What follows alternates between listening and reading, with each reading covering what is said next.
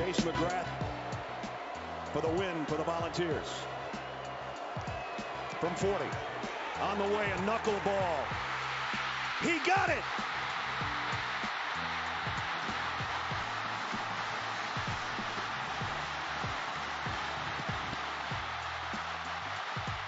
And here they come.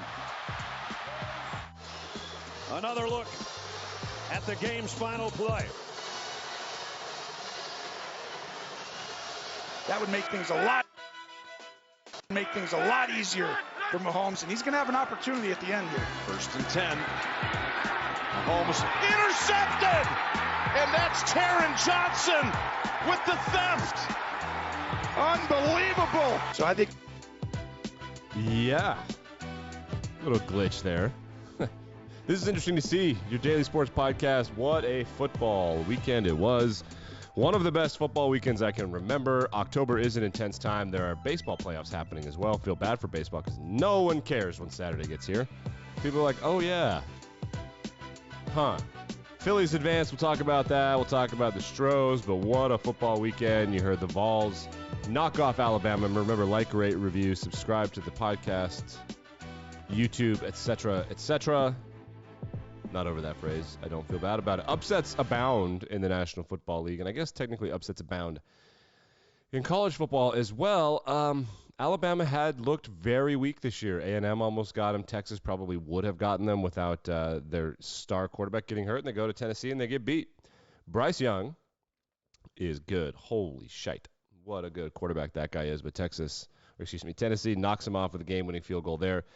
You also heard Patrick Mahomes getting picked off in the clutch. It looked like he was trying to throw a ball away or fit one in there, and a safety read him and just took it away. Josh Allen beats Patrick Mahomes. Chiefs and Bills games are always good. None of these teams can run the goddamn football, though, and that's why it's always like, oh, how can they not score? I want the high-flying shootout. Well, they don't run the fucking ball, dude. So they just play the pass. And, like, part of, like, good defense on football is if your opponent is predictable. And these guys are. We'll start in the Tennessee-Alabama game just because it was such a big deal, but usually don't do college football. There was a really intense call, of course. It looked like roughing the passer, but it might not have been. So let's watch the play here. Being chased, throws, and in and out of. So they called roughing the passer. It was 4th and something. Hendon Hooker made a god-awful decision to, instead of go for the first down, throw to the end zone about 20 yards. They did call pass interference. Steps out inside the 20. Interference on this play. Let's see There it. is a flag at the. Saban was asked about it, didn't really say anything. So there was like a little bit of controversy, but for the most part, my take on this is that it didn't really matter. I mean, you get screwed. Bama gets lucky all the time. You get screwed, you don't get screwed. Things happen, right? Like that's part of the game. Like I like that they had to deal with it, which is totally fine. Totally fine with me. So, I mean, whatever. That's part of the deal. The other things that you can say, Tennessee is now finally ranked. What's up? Well, they've been ranked, but they've been ranked higher than Alabama for this is probably the first time they've been ranked higher than Alabama since Saban's been there, right? I don't know. I'm not going to get into a eulogy of Tennessee football or whatever soliloquy. So, Tennessee now, the third-ranked team in the country. Georgia, Ohio State, Tennessee, Michigan, Clemson, then Alabama. Michigan and Clemson have been playing patty cake in the top 5 for this one's 4, that one's 5, whatever. They both are whatever. Michigan did destroy Penn State. My beep. Ole Miss wins again. TCU, UCLA also undefeated. And the lowest ranked undefeated team. I told you fucking people. I was right. I knew Syracuse would be the pain in the ass this year. I should have never backed down. Fucking told you. It feels like a Syracuse year. It happens about every 7 years. Medicine. I know my shit. All right, let's get to pro football where upsets were happening all over the place. I can't decide which one was the biggest one, but I am going to play this play because I hate the Packers. So here we go. The completion to Conklin, the tight end, who's got a first down. Packers got their asses whipped. Here's a touchdown from Breece Hall. A trap play inside, and a beauty. Hall running free. Breece Hall inside the 10. He's going to score. Unbelievable. Touchdown. So let's mute it, and we'll go back and look at this play if you're watching on Spotify. It was an end-around play, and it was supposed to be a trick play, and if we go through it, I'll play it here, right? So it's a little trap, a lot of like an inside counter thing, and these guys are pulling, but you see Garrett Wilson, this guy right here, The guard pushes this blitzing D-back, Rasul Douglas, this way. Okay. And then the Breece Hall is supposed to pitch it to Garrett Wilson, but instead he's like, wow, no one's there. I'll just fuck it. Right there, he's supposed to get the ball back to this guy, but the trick play is blown up, / no one's in the middle. So he's like, I'm just going to take this. Bye. And he just runs through him. Stiff arms that guy. Breece Hall's good. Iowa State running back from the draft last year. Rookie's killing it for the Jets. The best part of this game was their superstar rookie, Sauce Gardner, who already has an elite nickname, I don't know how he got the cheese head. Somehow the cheese head got onto the field, and Sauce wore it. Listen. Look at boo. He's wearing the cheese head. Look at him. Rookie cornerback number 1, Sauce Gardner. What a great nickname. Look at him. Cheese head. Like, what's up? Packers suck. The Packers suck. The Rams suck. They just play good. They just play bad teams. They had to rally to beat P.J. Walker yesterday. But let's keep it with the upset trend. That was not the only upset of the day. Another enormous upset. Well, they were everywhere. But the biggest upset to me, the Steelers had Kenny Pickett. They looked bad. Kenny Pickett gets a concussion. They put Mitch Trubisky back in. They beat the Bucs. Brady caught yelling on the sidelines at his linemen. NFL Films will have that tape. When I used to work at NFL Films, I would immediately go listen to that kind of thing. Pretty entertaining. The Patriots were underdogs. The Browns, they destroyed the Browns, 38-15. Holy crap. The Falcons beat the Niners by 2 touchdowns. Jimmy Garoppolo had a pick 6 in this game. I don't think it was his fault, if I remember correctly. The Seahawks go to Arizona, and they beat the Cardinals 19-9. But 2 big games, the ones we started with in the Sunday Night Football game, had Bills and Chiefs, both of which had 1 loss. And, of course, Bills and Chiefs. Mahomes and Allen are the new Brady and Manning. They wanted the new Brady and Manning to be Lamar Jackson and Patrick Mahomes, but Lamar Jackson was better than Josh Allen as Josh was developing, and then Josh became better than kind of both of them. He's playing better than both of them right now. He's amazing. And, yeah, it was a great game, 24-20, which is the score that Romo predicted, which is hilarious. 8 points below the over. They don't hit the over, and I'm telling you it's because they don't run the ball. If they could run the ball, either of these teams, in a power-running way, then it would set up their other stuff. But now when they play teams that have good secondaries, they just kind of can't do anything because they're ready for the pass. Like, they're defending the pass the way dropping 7 men down low defends the run.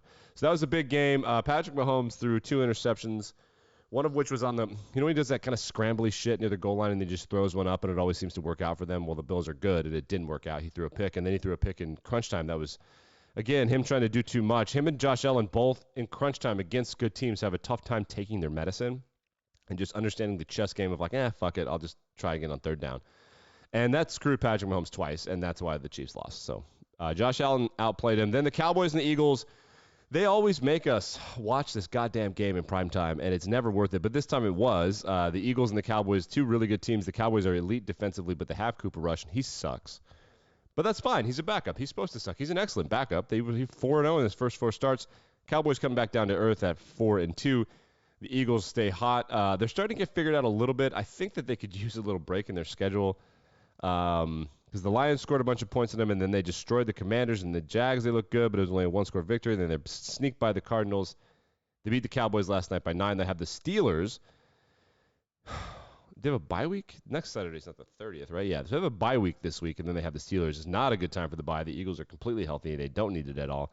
Their next games are Steelers, Texans, and Commanders, though, so they could easily get to 8-0, at which point they will be close to locking up a playoff spot. 9-10 wins ought to do it in the NFC this year.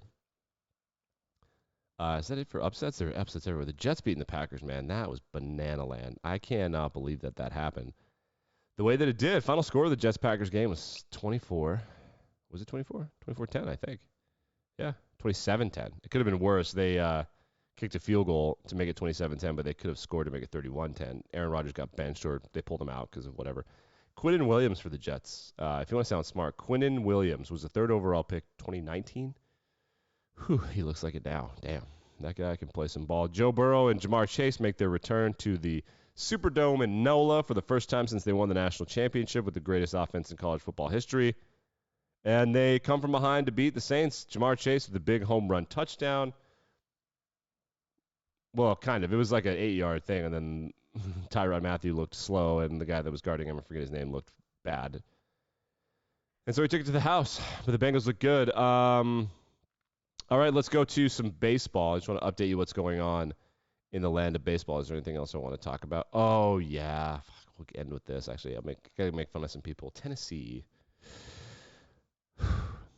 This is a bad look. This is a we've never been here before look. And when I was at Ole Miss, we did something similar to this, but we had never been there. And this is not our thing. But Tennessee tries to be like, oh, we're the same as Alabama and Oklahoma. And no, shut the fuck up.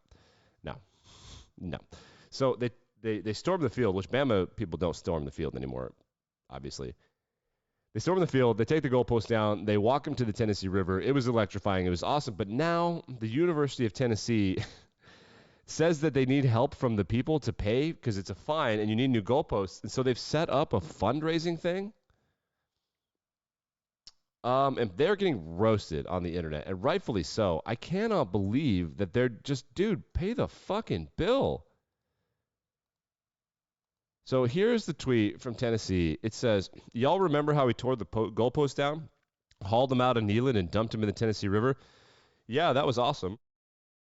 Anywho, turns out in order to play next week's game, we need goalposts on our field. Could y'all help us out? Prayer hands. Wikipedia says that the university's endowment is $1.3 billion. $1.3 billion. And they're asking for donations for their goalposts? Where the fuck is Peyton Manning? What a bad look. They've raised $69,000. They're not even halfway there. I hope they don't get there. This is a douchebag move. This is a douchebag move. Like, this is, like, you guys deserve to have lost 15 years in a row. Douchebags. Pay the fucking bill. Call an alumni. Call one alumni. I can't. Wow. Tools. $1.3 billion. That's billion with a B, in case you haven't been able to pronounce it. Or haven't heard me pronounce it. Yeah, quick Monday. We'll go a little bit deeper into some of these storylines. I will get you out of here on this. A columnist from the LA Times wrote a really sick article. It was titled Commentary. The excruciating conclusion of the Dodgers' glorious season. The LA Times tweeted the following. If there were ever a case for canceling the playoffs and awarding a championship to one team because it was so clearly better than the others, the 2022 LA Dodgers would be it. The 2022 LA Dodgers have been eliminated by the San Diego Padres. The Padres and the Phillies start the National League Championship Series tomorrow. Monday Night Football tonight, Chargers and Broncos. RIP. Best football weekend ever. Playoffs tomorrow, NBA preview, NHL recap, and getting deeper into some NFL storylines. Back and better than ever then. Bye-bye.